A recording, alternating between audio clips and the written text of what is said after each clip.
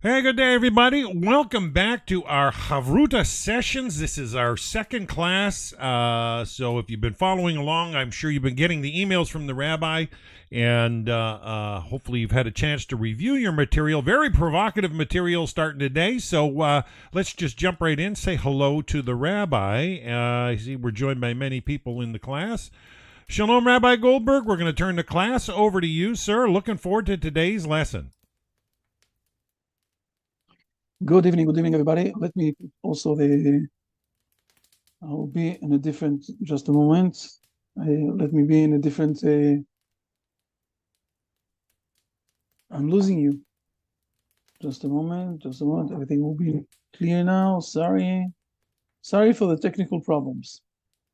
Okay. Okay, hopefully everything will be fine. Good evening, everybody. Good evening. Good to see you all.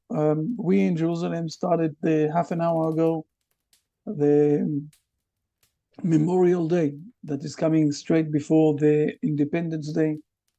I must say a few words about the situation that we have, all of us here in the world. I think that it's not more and more, it's being clear that the problem is not only with the Hebrew state or with the Jewish state. The problem is much more profound in the world. And the question is, who is going to win, the good or the bad? I think that what we see all over the world, especially in the universities, I will say it like that. Yesterday we saw that when you go to the masses of people in the Eurovision, we had the competition of the Eurovision, we saw that the masses of the people are with Israel. And the question or the problem is more with I would say political people and also the press people. And those are the main people that are doing the main problems. But I'm sure that at the end, even though it's still hard and it's still not finalized and everything, the good is going to win. Now, for us, I think the best thing now is to go inside and to learn and to continue learning with the main things that we are doing and to strengthen the path that we are going, strengthen our faith and understanding of what's happening. And it will give you the realization why we have such an optimistic point of view. So to finalize this point that I started, I will say that today it's a Memorial Day, and we started to count in 1880. Again, 1880. So we're speaking about almost 140 years ago. We started to count all the people that were killed because of the Arabs. In 1880, it wasn't a fight between soldiers or something like that. But the Arabs started already much before the occupation of 67. They started already to kill as many Jews as they could. And since then, till today, we're speaking about 25,000 people and 640. It's a tremendous amount of people. But one day in Auschwitz, one day in the Holocaust of Auschwitz, they killed in each day 40,000 people. So since we have the, I will say, the state of Israel, we understand the difference from a time or an era that we didn't have a state and how they could have, I will say, treat us. And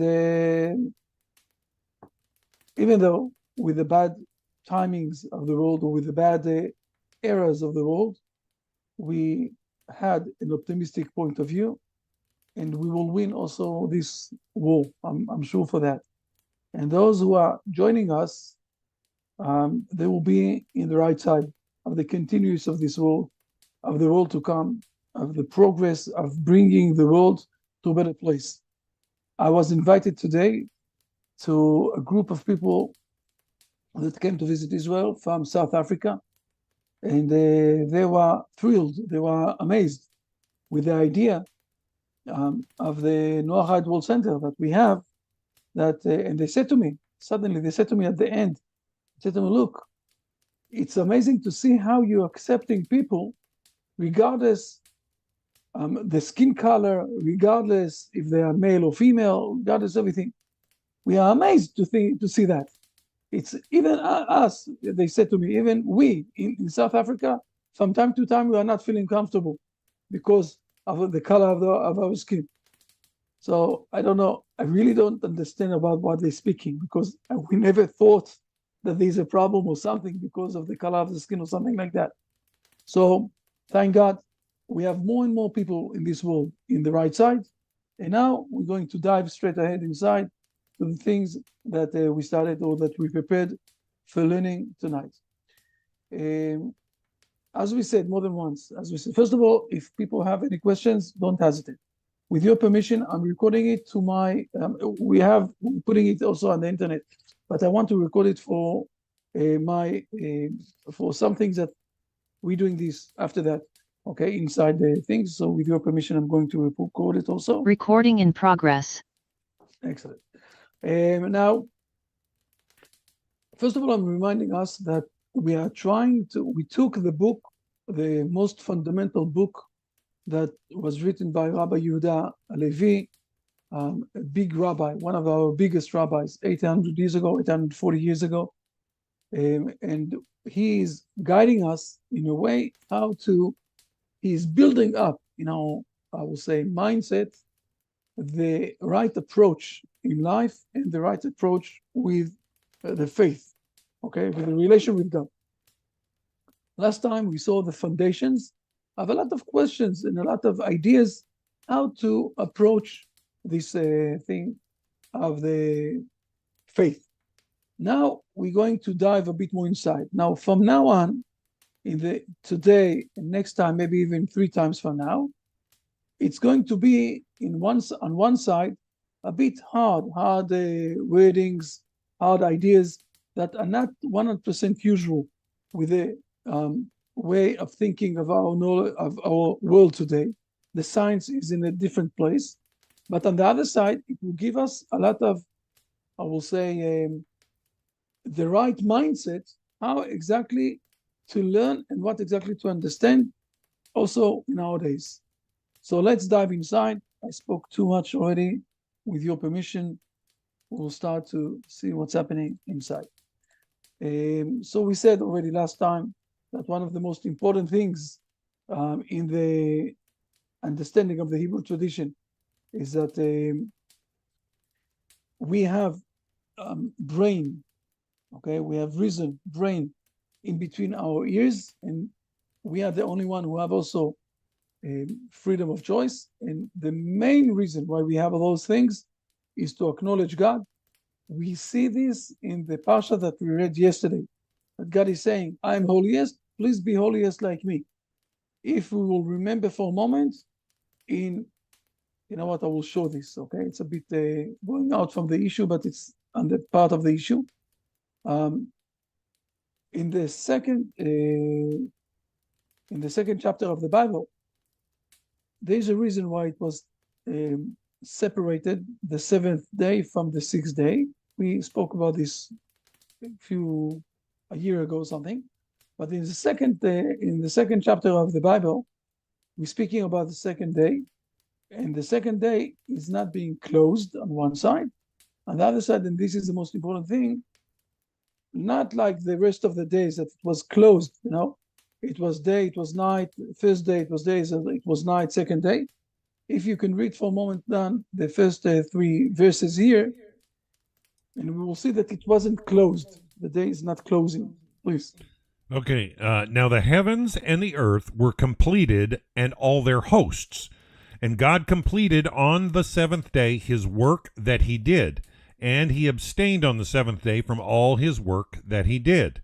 And God blessed the 7th day, and he hallowed it, for thereon he abstained from all his work that God created to do.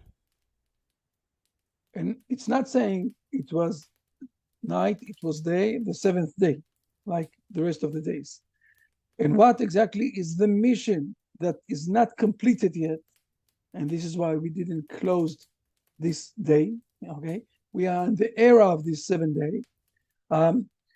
There are two things: the blessing, God blessed the seventh day, and hallowed.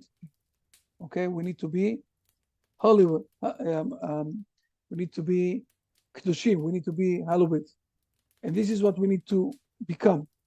And for that, we have the freedom of choice and the reason inside. And now we can go inside to the Kuzari and learn of tonight. The first thing after the introduction, if you can read this, please, Dan. Okay. The Kuzari introduction. When the king of the Khazars, as is related, dreamt that his way of thinking was agreeable to God, but not his way of acting, and was commanded in the same dream to seek God-pleasing work, he inquired of a philosopher concerning his religious persuasion. So the first thing, before we starting to dive inside to the philosopher, I want to ask, and again, feel comfortable. We are using the how do you call it here? We have, if you click on the participants, so you have the chat. Okay, we have the chat room or the chat booth. If it's okay that you will start to write in the chat, why do you think we're starting with the philosopher? He is searching for God. Most of the philosophers don't believe in God. This philosopher is going to believe in God, but why not start with the Christian, with the Muslims, with the Jews? Why to start with the philosopher? If you can think for a moment or give an answer, if you have something to say, please write first of all. Let's write first of all, okay, on the chat. Not everybody together. If you have an idea, why we're starting with the philosopher?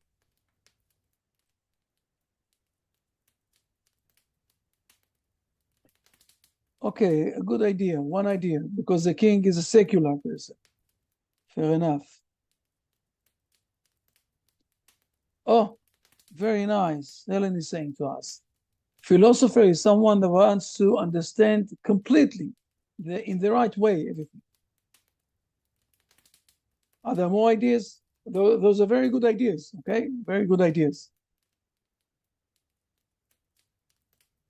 Oh, people are writing. Okay, thank you very much for away from God compared to. No, very nice, Anne. Okay, a philosopher is a very far away from God, but he is seeking for God. So why the philosopher first? He won't find God in someone that is very far from God. He is a bit in a contradiction. This is why I'm asking it. You are more, I will say, exact, putting in exact words my question.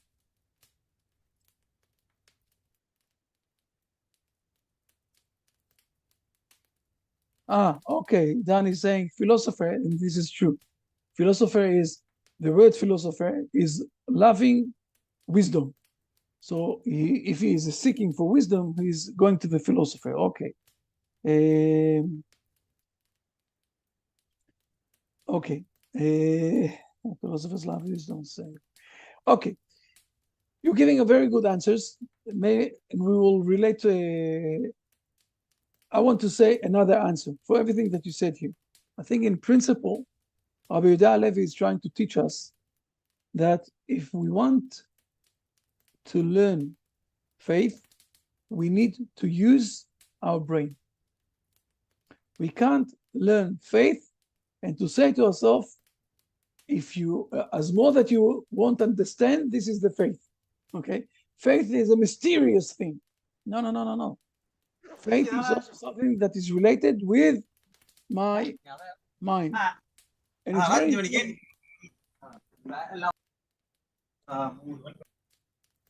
And it's very important, okay? It's very important to realize or to understand this concept.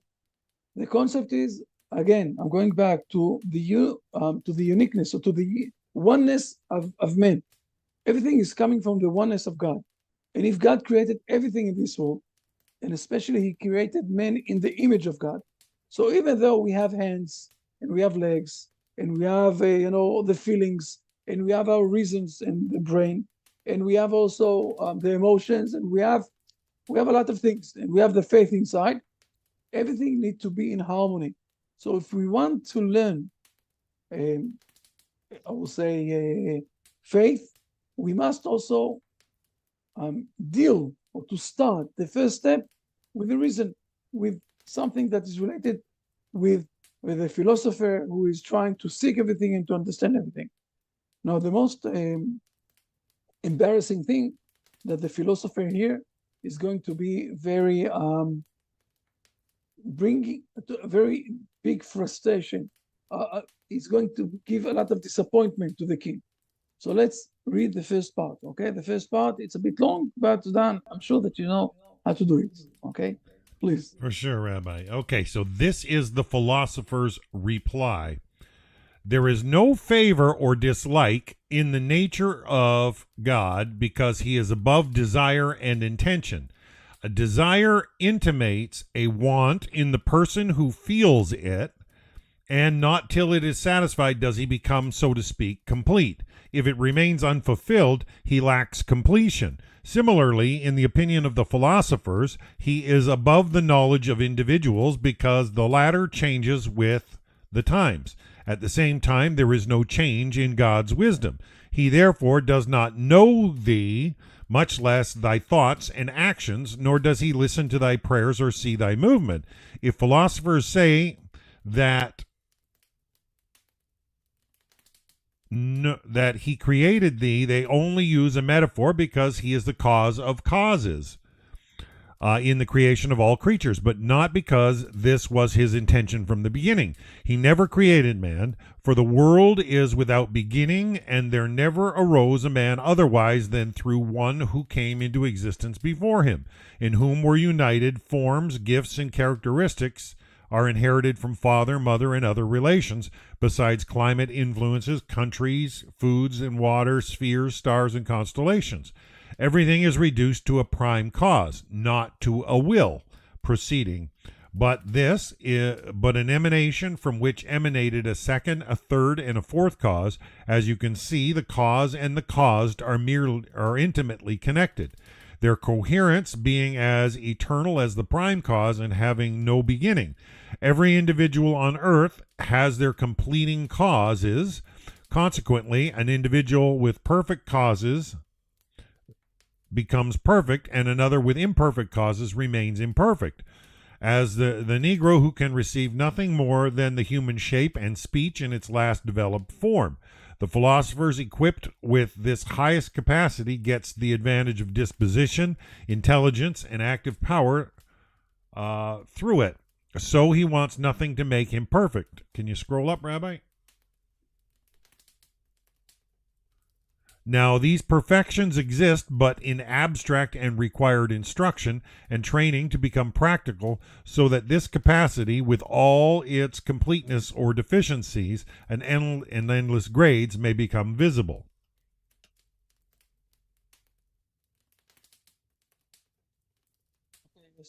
Until now, this first paragraph is describing God.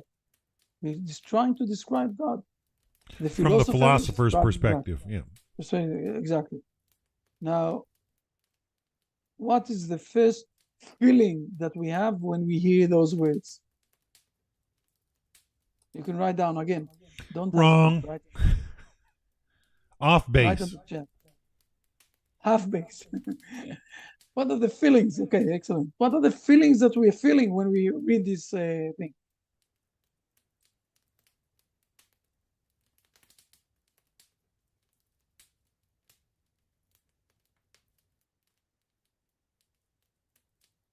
Okay. Well, it's a bit it's almost racist. It's got some very just reminds me of like Darwin's theory of evolution or something. Yeah. Okay, it's 900 years old for sure. It is, but this is the way of thinking with the philosophers. Okay, exactly the way. Anybody else? James, you're writing good things. I will tell you what I'm feeling. Okay, people are writing down. Say, oh, excellent. People are starting to write. God is not connected with the person. Now we're speaking here only about God at this point of time. Okay. Problems with my connections. The explanation is a bit complex. I will explain this a bit. Okay. In a moment, I'm going to explain a bit more. We're going to dive inside a bit more to this paragraph. The main thing that I'm feeling here is that this God that the philosopher is trying to describe is a very cold, far away God that I have no connection with. Right? Something very, very far. It's a bit even surprising. If he never created men, you see that I put it here on the screen. I highlighted it a bit, that he never created men. So if he never created men, why do we call him the creator? Why do we call him God? He's starting with, okay, there are no favor dislike with God, okay? He didn't create anything, or the creation came something, you know, something like that. I will explain this a bit maybe, because this is the mindset of the old world, okay, before the new age and before the science came to alive, you know, in the times of Kepler and others that started to rethink about science and to use the brain even one step ahead. Basically, most of the philosophers didn't believe in God, okay? They didn't believe in God, most of the philosophers. Those who did believe in God, they said that we have no connection with God. God doesn't care for what's happening. And what was the main reason why they did it? And it's written down here in the beginning. They said if God wants something from us, so he is missing something. He is lacking. He is lacking what he wants from us. And you can't say about God, who is perfect, that he is lacking something. Therefore, God is up there, have nothing to do with what's happening in this world, because he's not lacking anything. This was, I will say, the way of thought in those days. By the way, it's not very different from no, he says wrote the Zarathustra story again, second time, with in the 19th century, when people said that God not Freud, Nietzsche. When Nietzsche said that God died, he said something similar, okay? This God that you're speaking about, he referred to the Christian God, okay? This God that you're speaking about, it's something so perfect, so excellent. Everything is 100% with him. So I must be with a lot of I'm jealous in God. I want to be like him, but I can't. I won't be able to be so perfect like God. So you're saying to me that God is good, but I'm all the time getting more and more jealous with God. So God is not good. He's doing me something that I'm feeling not good. Therefore, there is no God. This was his proof that God is not existed. Okay. Now, don't look at me like that. It's a good, I will say, it's a good point that he said. If we need to understand the relation with God, we won't go inside to this now. Let's leave it for when we come to the Jewish era, okay, to the Jewish ideas. This God that is being described here in this paragraph is describing God that is very cold from us, very far from us. We have no relation with him. We have no connection with him. He doesn't want to listen to us, and he didn't even create us. Okay, the creation is not coming from us. It's coming from now. Something happened. Yes, something. One reason, another reason, and it came. It's very reminding what after that, as you said, what's his name? That said that we came from the monkeys. I don't know exactly what is better, to come from the monkeys or to come from the dust. No, in the Bible, we came from the dust. In the in the science, we came from the monkey. I don't know. You need to decide what is better from where we came. The most important thing that we got also this soul of God or something from God.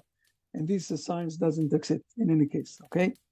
So we have here a situation where God is something very, very far from us, very away from us. It didn't really create us. This is the first point that the philosopher is saying. So on one side, he believes in God. On the other side, it's a very far God. It's a God that have no relation with us, no connection with us. You don't need to do anything. So if it's so, after all, don't forget that the El Kuzari starts with a dream, with a desire that he wants to get connected with God. So let's try to understand what exactly or how exactly we can be in a connection with God. Now, let's read this paragraph only, okay? Let's read the first one. And I gave you something that we need to explain a bit.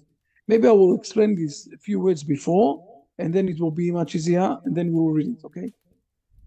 The old philosophers, they saw, listen good, because I'm going to explain here in 2 minutes something that was, for hundreds of years, this is how people thought. This was the main mindset that people had. They looked on this world, and we have 4 main basic material in this world, okay? We have the dust, okay, the ground, we have the fire, we have the water, and we have the wind.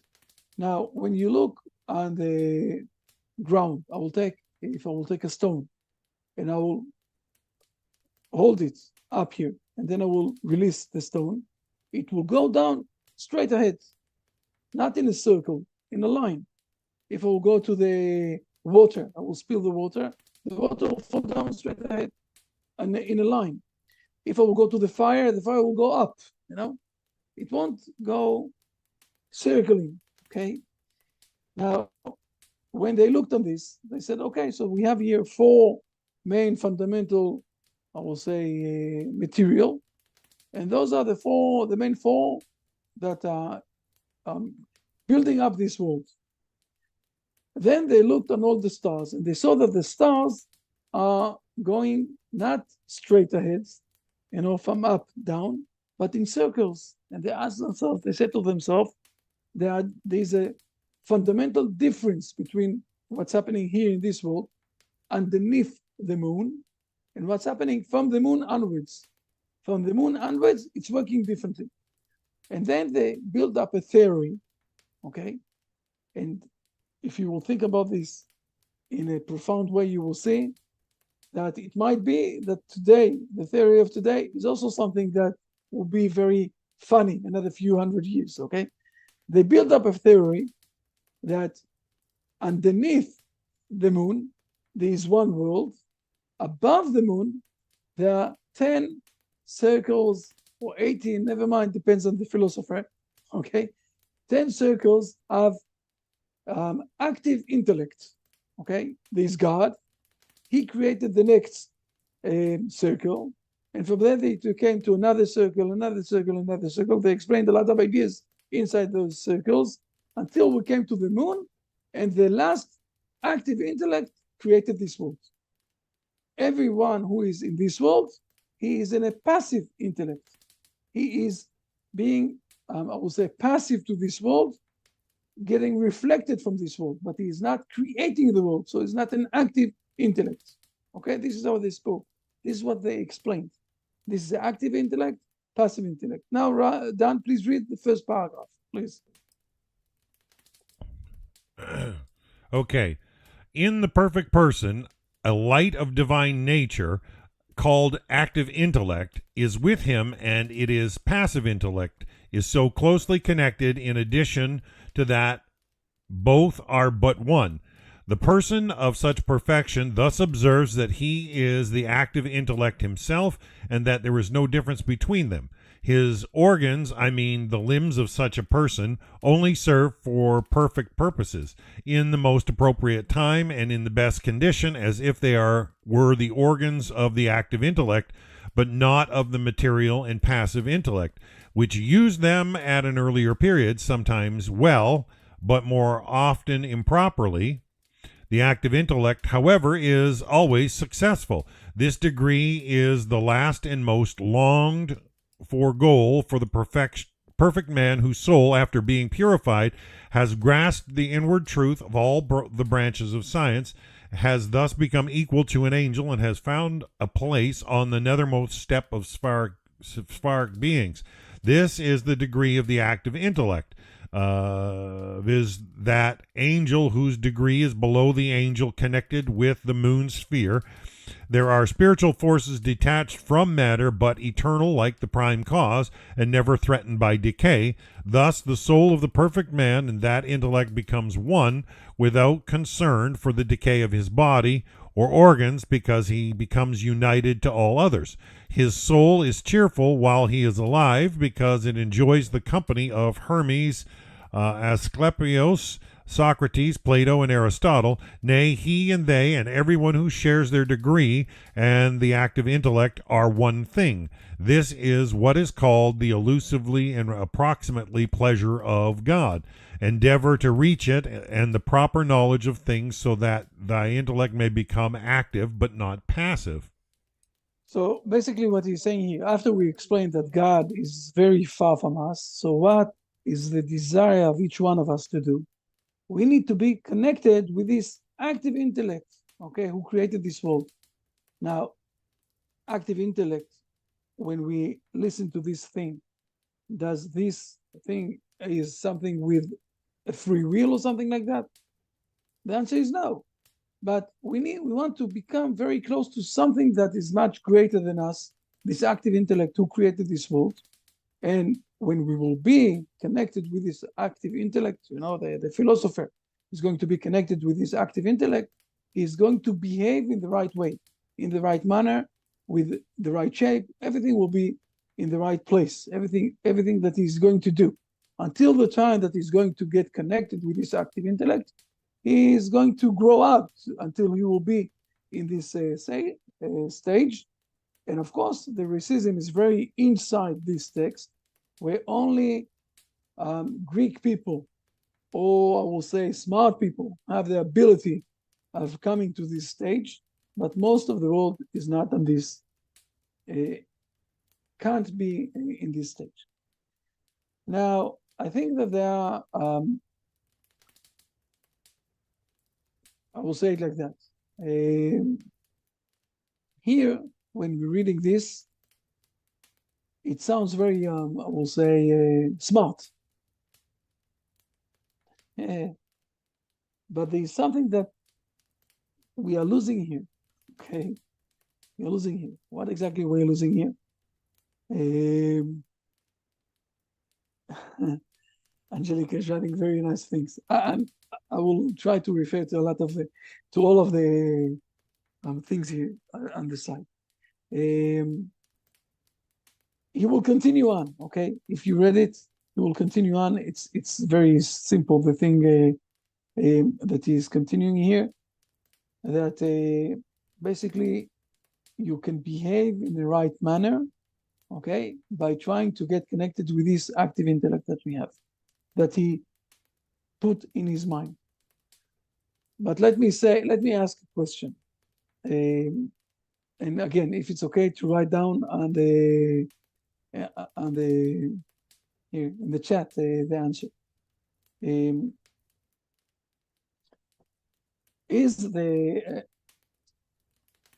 I will ask it like that. Does the world of the intellect have the possibility of going out of the boundaries of the intellect?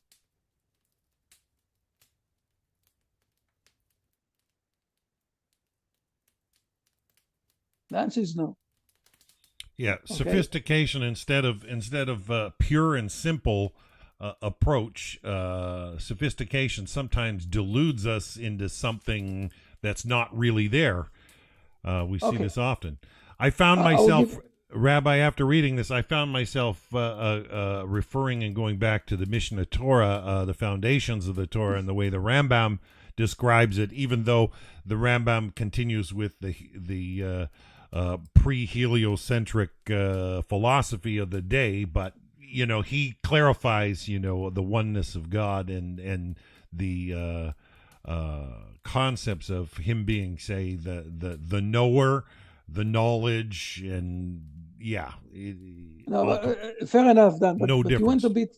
You went 2 steps ahead. Let me go backwards, and also people asking here with this. And let me go backwards. I want to say that this paragraph that is being split into 2. Okay, I will say the description of God on one side and the behavior of men on the other side, that the philosopher is giving us, the concept of the philosopher.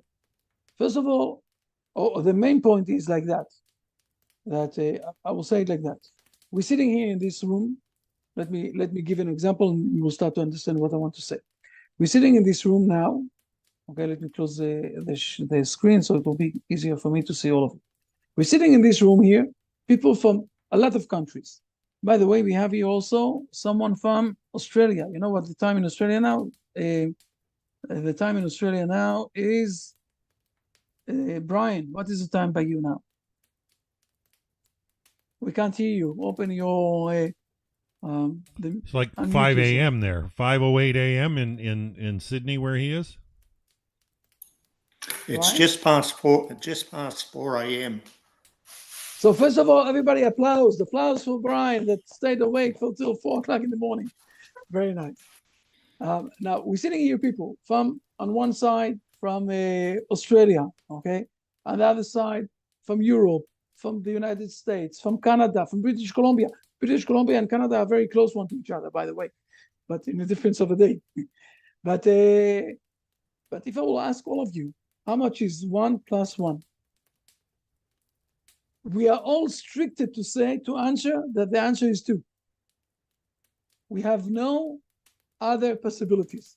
By the way, it's not true, because 1 + 1, a couple, okay, husband and wife could be a family, much more than 2. But what is being closed in our mind is going like that.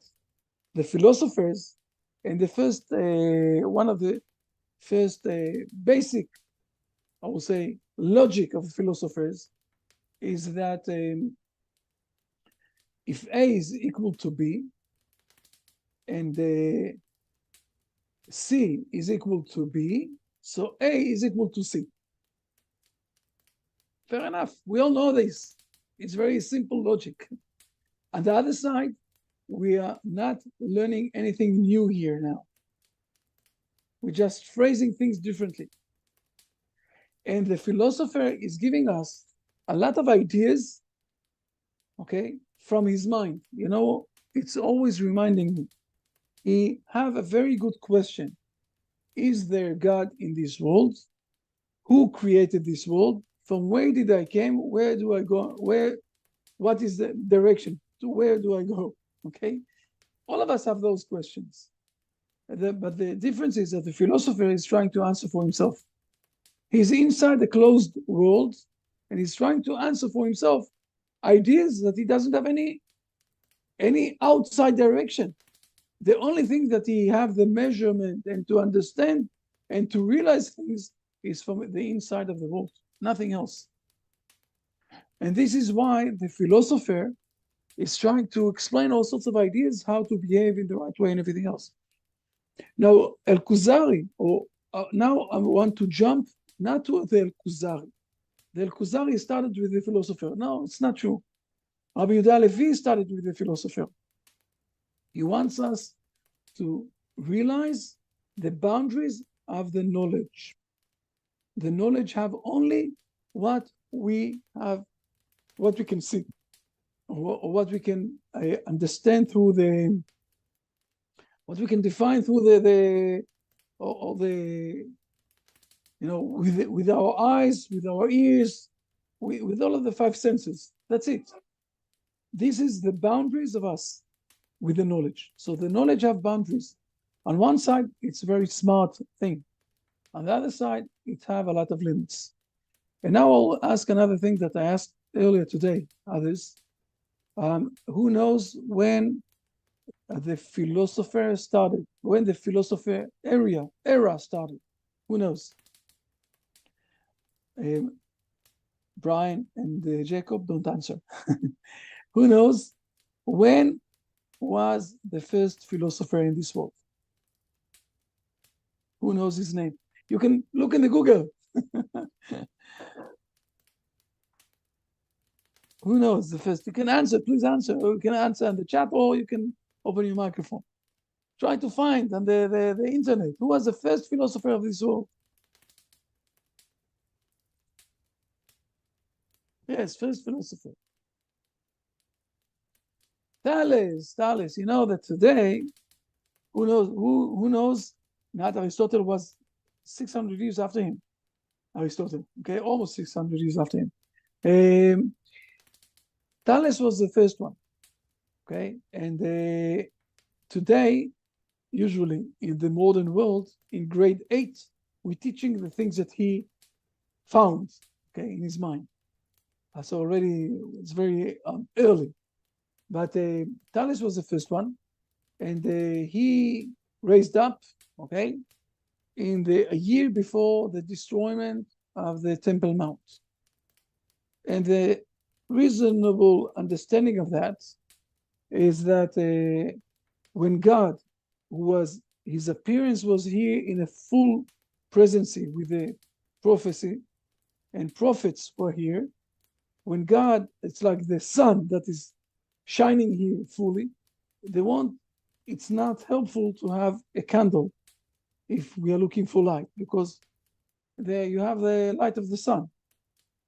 But when the sun is doing the sunset and going downwards, and we won't see the sun anymore, we're starting to see all the stars.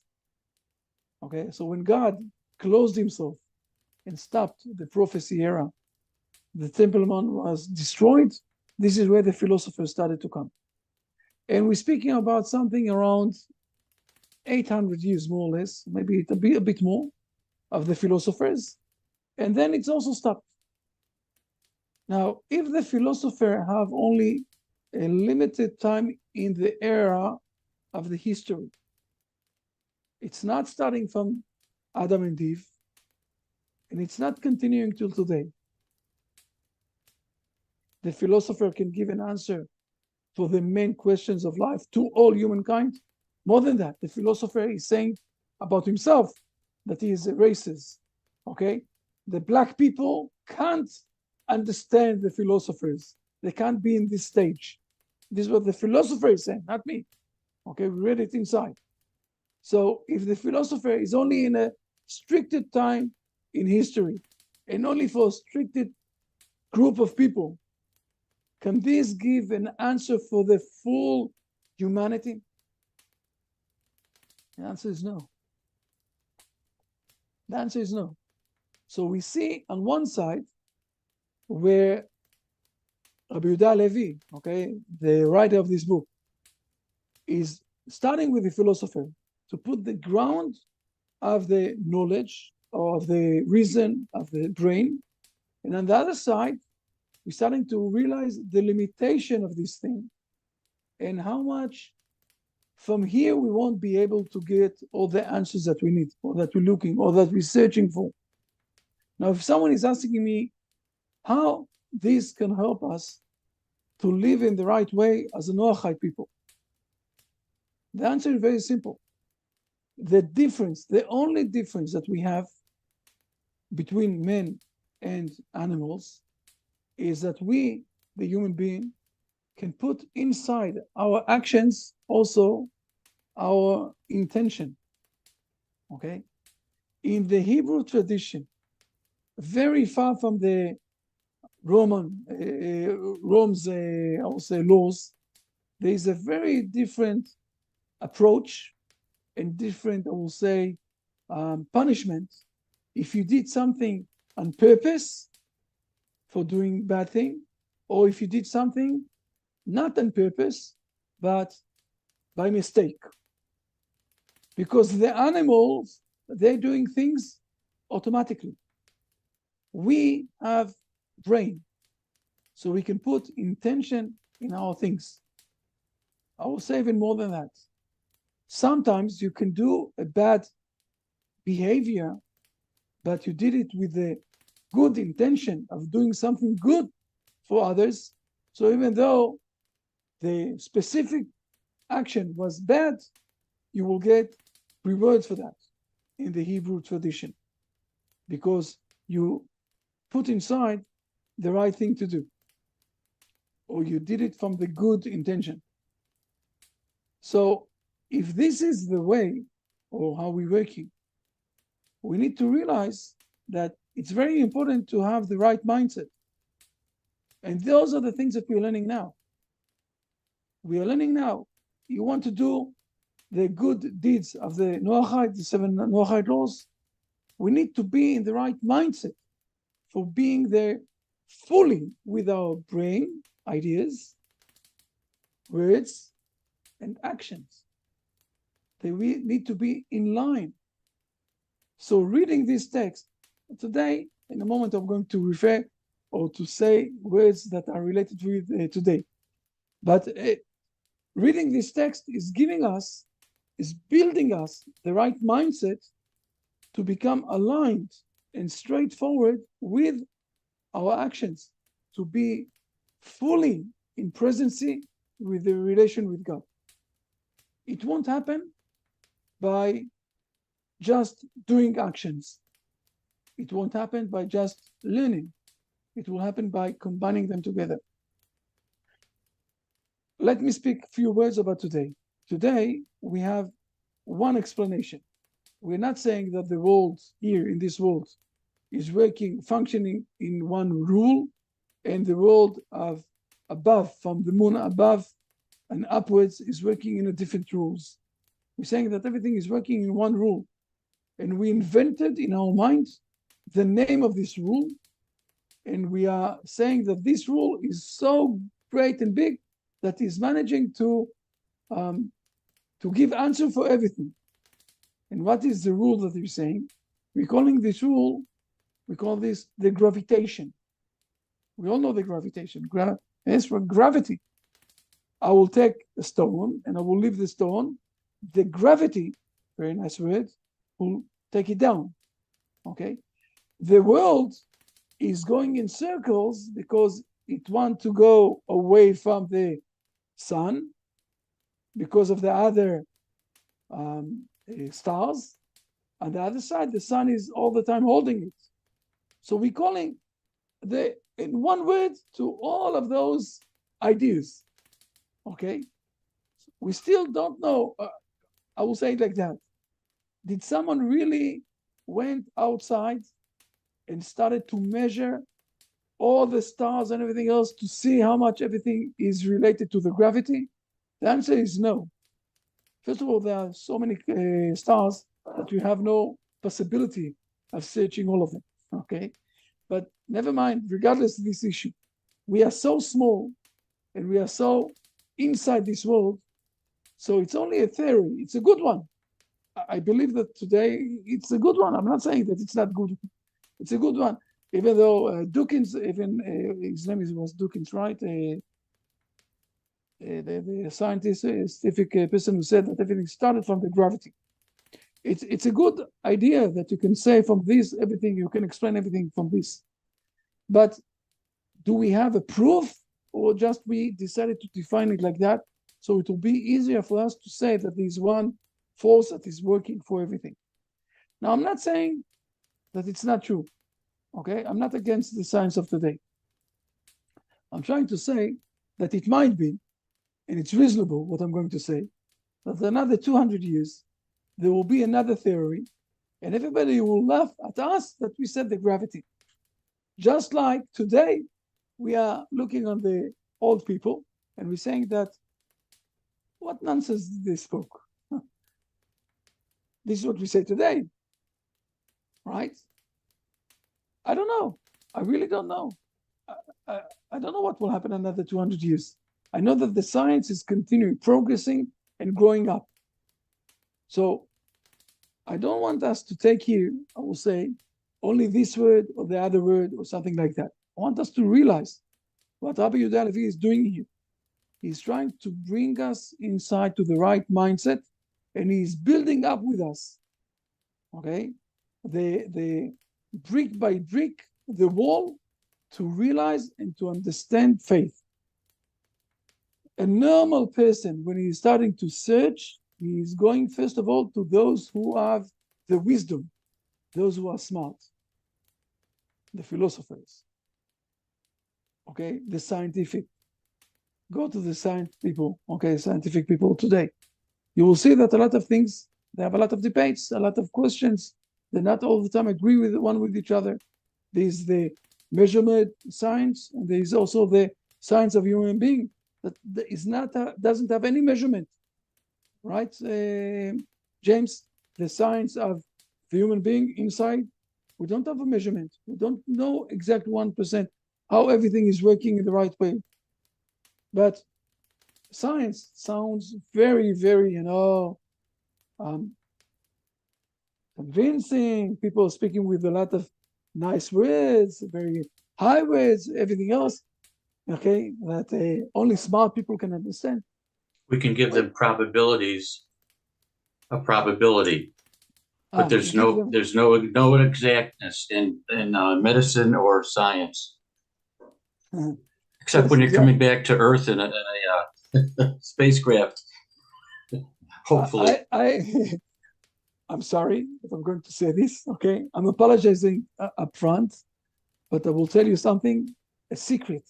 Okay, all human beings at the end are going also to the toilets. We are all the same. Maybe there are some who are more smart, less smart. Everything is fine, but Really? each one of us, I believe me, even Pharaoh went to the toilet very early in the morning. Now, and this is where we are being, I will say, truly inside measured with the question, how do we, I will say, relate with others? Because the question, if a smart person like us, or less smart, or more smart, is not supposed to change the idea that he is also in the image of God. Therefore, I need to respect him, regardless about his smartness, regardless if he is a beauty man or less beautiful, regardless if he have disabilities or doesn't have disabilities. I will tell you another secret. Each one of us have some sort of disabilities. Each one of us with all of the things. And when God is saying to us, yes, also with the glasses, and when God is saying to us, okay, love your friend, just like you love yourself, the continuous of this sentence is Ani Hashem, I'm God. The reason why I'm asking you to love your friend is because he is like you in the image of God. You and everybody else is in the image of God. And how do I know if you're respecting me, God? If you will respect your neighbor, if you will respect the other one, the other person in front of you. When you will know to respect the other person, I know that you're also starting to respect me. And Rabbi Judah Halevi is starting, he's starting with the philosophers. Next week, we're going to see how the Kuzari king is going to reject the philosopher, okay? But first of all, the first step, I will say, step that usually people are taking is to go to the smart people. Let's go and speak with the smart people. Fair enough. But also the smart people have limits. Also the smart philosophers of this world have some sort of limits. And now if you want to speak about God who created this world from the outside of this world, so we need something else. Something else. So we started with the dream. We came back to the philosopher of the mindset, okay, the reason, the thoughts. And now we need to progress. This is what we're going to do next week. How to reject. And it will be very interesting how the Kuzari is rejecting. I will send, first of all, I'll put here, okay. let me put here also the next week thing that we need to learn. And I'm here. We have another 10 minutes. Okay. We have another 10 minutes. If someone wants to ask anything, someone wants to mention anything, someone wants to say something, it will be very nice and kind of you if you will write also inside a word or two about things that you took from today. Okay. So I wrote here.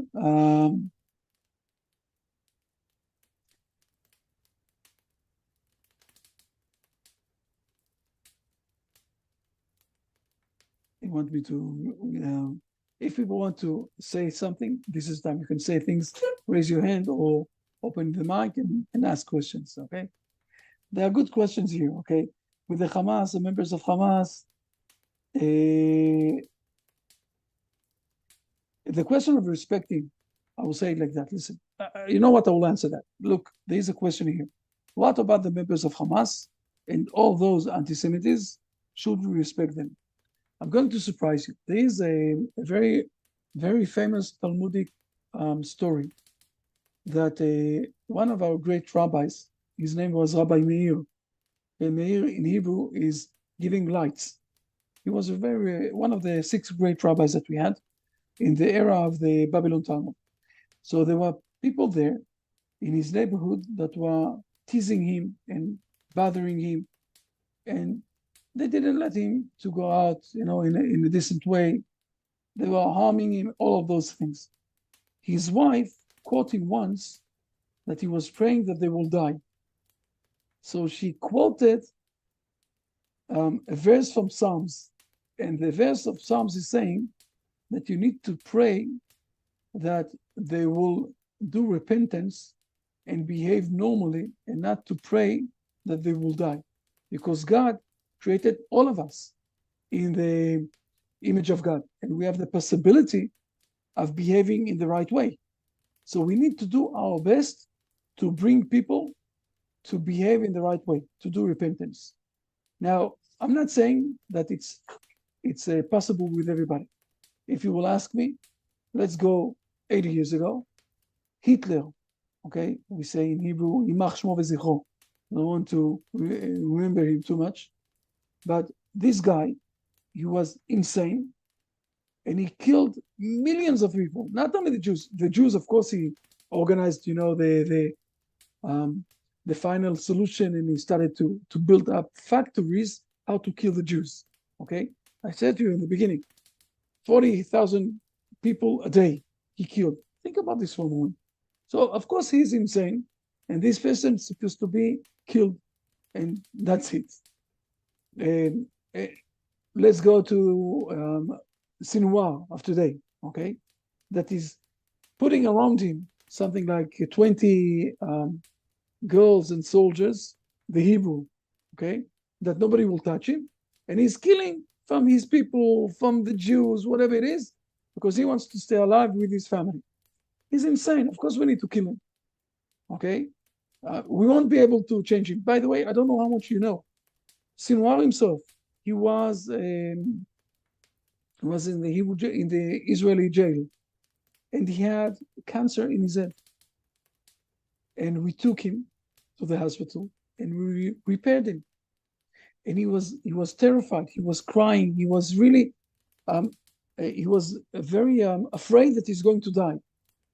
But our doctors, okay, rescued him from this cancer, and you can see the gratitude that he's giving us back. Insane. So you're asking me, there are people, okay, there is badness that we need to move aside, the evil. At the end, also God came to a conclusion in the era of Noah to move all of his generation, and to wipe over all of his generation except for Noah. So there are sometimes people that are very outside, and we need to take them outside. By the way, most of those people, we are trying to put them in jail, most of them, not to kill them. Okay, the world today is not killing people that are in a bad behavior. We're trying to put them in jail, and even we're trying to repair them, right, James? We're trying to repair them along the time that they're in the jail. So we trying to not to kill the people. There are few like that. Or the anti-Semitism, I think that they don't understand what is the blessing that the Hebrew people is giving here in Israel and can give to the world. And this is why they're speaking like that. Okay, with a lot of money that is being inside from the Arabs. I can tell you that in the Noahad World Center, we are working in all the fields, not only in the West world, but we're also working in the Arab world, and we have millions of people that are with us. Okay? It's not enough, because when you have billions of people, it's not enough to have something like 20 million people that believe in your way. You need to have something like at least half a million people, half a million billion people that that with you. So, but we're started, speaking, we're giving the ideas, and the best way is by education. And the education is coming through learning, and this is why we're doing those projects of teaching and learning and teaching and learning. So I also gave answers for this question of the Hamas. It's a hard one, but it's a right one. I have two things to ask. If someone wants to answer or to say something, it's okay. But I'm asking two things. First of all, if it's okay to write down, you can write it also in the private way. You can write to everybody, or you can write to someone, you can write to everyone also. So you can also write to me in privately, but please write down if you have someone that you're learning with or that you still don't have. But then I know that we need to find for you, okay? We'll find it. But please write for me if you have or you don't have. If you want, okay? If you don't want to have to learn with someone, it's okay also. And second thing, if it's okay to write a word, 2, 3 words, what is the main thing that you're taking from today learning, okay? Please write something. Give yourself time to write. What is the main, I will say, idea, feeling, whatever it is that you took from today learning. Okay, those are the two things that I'm asking you to do. And if someone wants to say something, it's also okay. Feel comfortable, okay?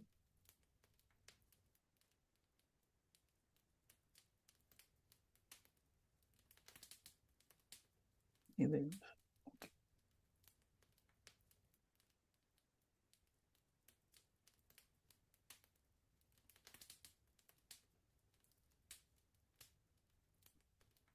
I will put music if you're all silent.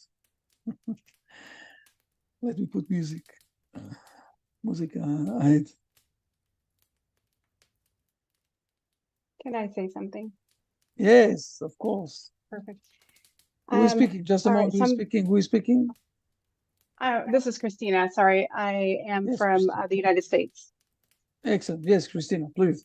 Hello. I'm getting out of my shell here and speaking in public, but what I've taken from today is, how to get closer to God is to, utilize our minds, be intentional in our speaking and our actions, not instinct. They're two completely different beasts, I think. Acting on instinct, yes. And, and if you don't know, fake it till you make it, right? Use God's examples, imitating if that's what's needed. But definitely thinking intentionally before acting and reacting. Keeping in mind that God did create all and everything, and that respecting anybody, regardless of social status, is very important. It's not for us to judge that. That's all I have. Oh, thank you very much. Okay.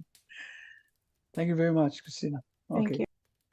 Someone else wants to say it and not only to write it, it's okay also.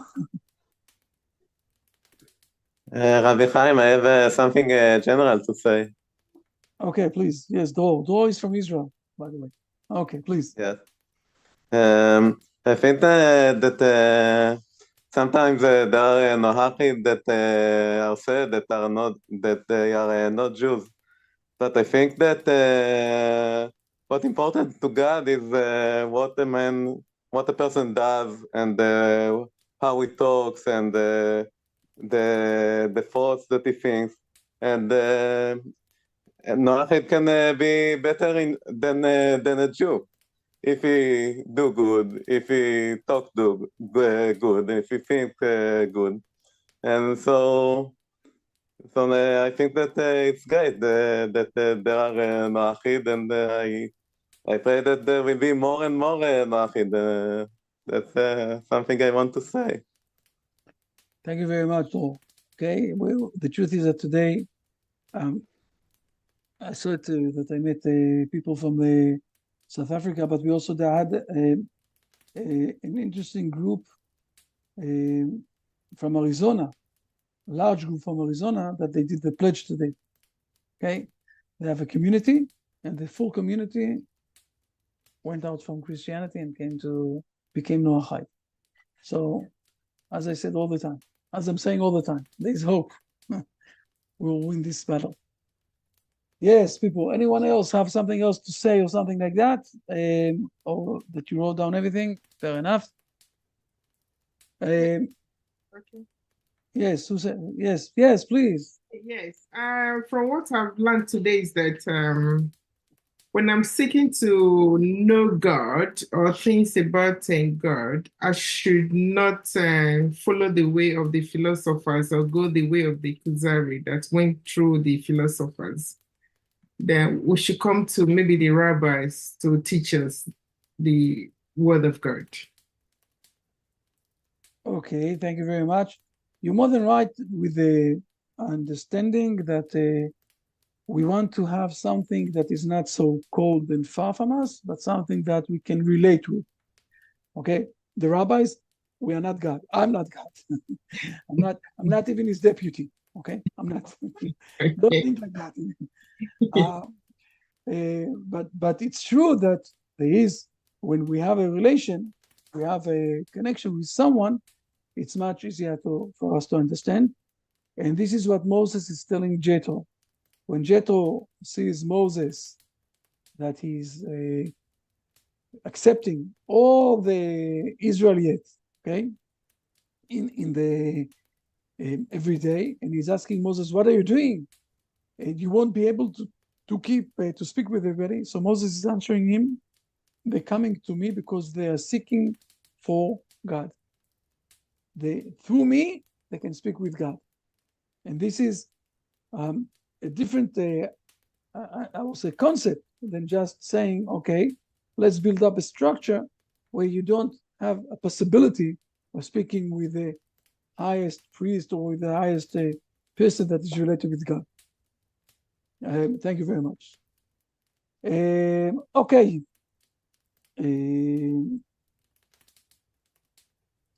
Okay, I will read out everything. I think that it's enough for tonight. I think it's a lot of things. As usual, I will send also some sort of a summary of things that we spoke, and also, again, the link for the next time. We will continue on to match and to try to match people, so you will be able to learn with others. It's okay if you will decide to open other groups to discuss things, and it's fine with us. The Kuzari sessions are going to be between 8 to 10 lessons, and we will start to see a full, I will say, picture of things. We are just in the beginning. Don't, those who are going to stop learning now because they have questions, it's too early. Don't let yourself so fast to go down from things that we're learning. We just started, the first 2 lessons. After 6, 7, 8 lessons, you will start to realize, to say to yourself, wow, I'm starting to see a picture. And you will be in a stage where you will be much more related with things, and you will start to realize what exactly is this thing of getting related with God, with your mindset, speech, and actions. Okay, so blessings, everybody. Blessings for a good week. Thank you so much, Rabbi. Beautiful lesson. Definitely lots to think on there and put into action for sure. I look forward to the next lesson, and hopefully, I find a Chavruta partner I can broadcast my discussions with, so we can chew it out. I ended up doing it myself this week, but Hashem is good, and look forward to it. And so on that note, we're going to sign out for today, Rabbi. Yes. We'll be back next week, Hashem willing, with more Havruta lessons, part 3. If you want to register, there is a link in YouTube there and Facebook below. You can go to the registration page, and also the material from today's page is a link there. So it's exciting material to ponder. I found it made me probe a lot of other books and thoughts all week. Excellent material. I look forward to hearing more. So until next week, for those of you tuning in out there also, we will be back in about an hour and 15, nearly 2 hours, 1:30 Pacific, 4:30 Eastern, 3:30 in Texas. We'll be live with Rabbi Carmi Ingber again today. It's been a number of weeks. Last week there was flooding in Texas down in Houston, and so they had to put it off when we advertised it. So till next week, we'll see you for more Havruta sessions. Bye for now. Everybody, bye. Have a wonderful weekend. Bye. Thank you. All the best.